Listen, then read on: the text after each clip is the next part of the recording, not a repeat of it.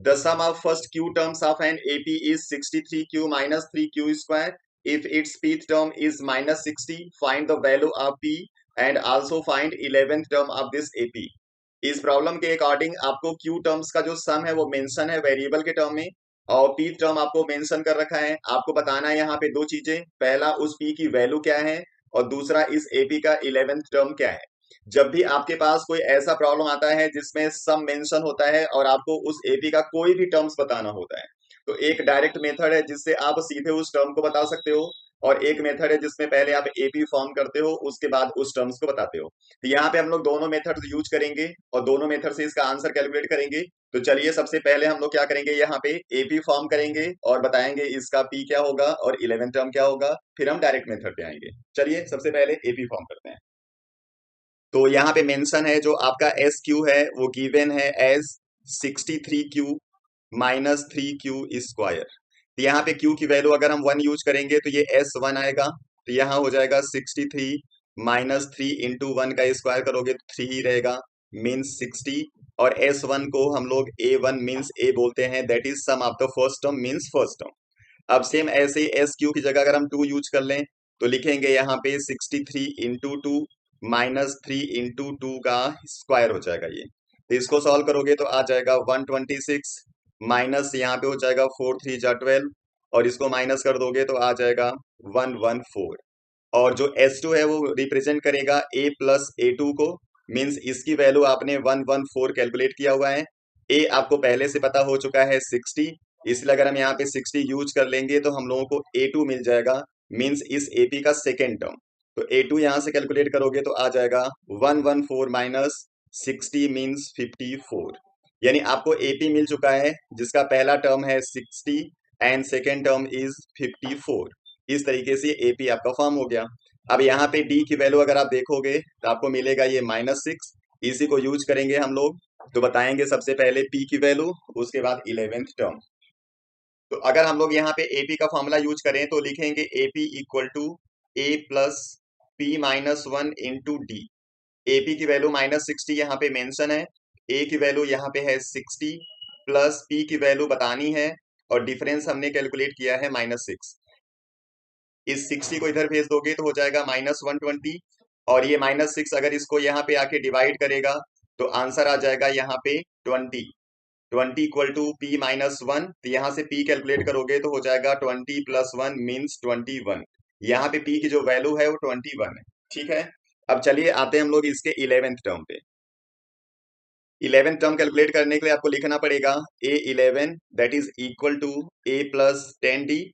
यहाँ पे A की वैल्यू है 60 प्लस 10 इंटू डी की वैल्यू है -6। यूज करोगे तो हो जाएगा 60 माइनस 60 मीन्स 0। यहाँ पे A11 की वैल्यू 0 है और P की वैल्यू 21 है, ये हमने कैलकुलेट कर दिया। और मेथड हमने यूज क्या किया, यहाँ पे AP हमने पहले फॉर्म किया हुआ है। अब हम आते हैं इसके एक डायरेक्ट मेथड पे।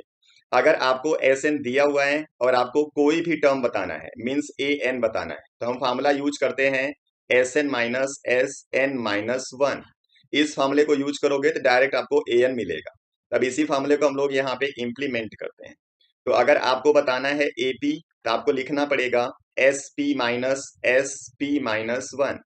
अब यहाँ पे जो SP है उसके लिए क्या करोगे, जहां Q मेंशन है वहां पे P लिखना पड़ेगा, इसलिए ये हो जाएगा 63p minus 3p square. Same ऐसे ही जब आप p माइनस 1 निकालोगे तो सबसे पहले हम यहाँ पे थोड़ा सा चेंज करते हैं, एक q हम यहाँ पे कॉमन करेंगे। तो 63 माइनस 3q स्क्वायर से अगर एक q कॉमन कर दें तो ये आपका हो जाएगा 63 माइनस 3q। अब इसी q की जगह हम लोगों को p माइनस 1 यूज करना है। ठीक है, तो p माइनस 1 यहाँ पे कॉमन कर दिया, ब्रैकेट के अंदर आपका है 63 माइनस 3 इंटू क्यू, जहां पे p माइनस 1 हम लोगों को यूज करना है। अभी इस टर्म को ऐसे ही रहने देंगे, यहाँ पे बस ब्रैकेट अभी सॉल्व करेंगे। यहाँ पे p माइनस 1 को सेम रखते हैं, यहाँ पे सबसे पहले इस ब्रैकेट को ओपन करेंगे तो लिखोगे आप 63 माइनस 3p प्लस 3। इस ब्रैकेट को अगेन हम सॉल्व कर लें तो ये हो जाएगा 66 माइनस 3p। अब इसमें आपको p माइनस 1 से मल्टीप्लाई करना है, अभी ये ब्रैकेट में ही हम लोग सॉल्व कर रहे हैं इसको। ये हो जाएगा 66p minus 3p square minus 66 plus 3p। अब इसको और सिंप्लीफाई कर दोगे तो आ जाएगा 69p minus 3p square minus 66। अब ब्रैकेट के बाहर माइनस साइन है, इस वजह से इसका साइन चेंज करोगे। यहाँ पे पहला टर्म है 63p माइनस 3p स्क्वायर, और इसकी वजह से ये हो जाएगा minus 69p plus 3p square minus minus plus हो जाएगा 66। अब ये minus 3p square plus 3p square cancel हो गया, ये हो जाएगा minus 6p, this one is 66। और ये आप वैल्यू किसकी लिख रहे हो, AP की, जिसकी वैल्यू यहाँ पे पहले से मेंशन है माइनस 60। और माइनस 60 अगर आप यहाँ पे यूज कर लोगे और इसको सॉल्व करोगे तो माइनस 6p इक्वल टू मिल जाएगा माइनस 126। और अगर यहाँ से सॉल्व करोगे तो p इक्वल टू मिल जाएगा 126/6 मीन्स 21, यानी p की वैल्यू 21 है। जो यहाँ पे आया था वही रिजल्ट यहाँ पे सेम आ चुका है। ठीक है, अब सेम ऐसे आप 11th टर्म चाहो तो डायरेक्ट कैलकुलेट कर सकते हो। ठीक है, वो 11th टर्म डायरेक्ट कैसे कैलकुलेट होगा उसको भी हम यहाँ पे देख लेते हैं। तो सबसे पहले यहाँ पे एस क्यू लिखते हैं, जो यहाँ पे मेंशन है 63q माइनस 3q स्क्वायर, और यहाँ से q को हम लोग कर देते हैं कॉमन। q कॉमन करोगे तो आ जाएगा 63 माइनस 3q। अब यहाँ पे अगर आपको A11 बताना है तो हम लोगों को वैल्यू क्या यूज करनी है, S11 minus S10, means q की वैल्यू एक बार यूज करनी पड़ेगी 11 और एक बार 10, और दोनों को कर देना है सब्ट्रैक्ट। तो अगर हम यहाँ पे 11 यूज करेंगे तो क्या लिखोगे, 11 63 माइनस 3 इंटू 11, और इसी में से माइनस करना है 10, 63 माइनस 3 इंटू 10।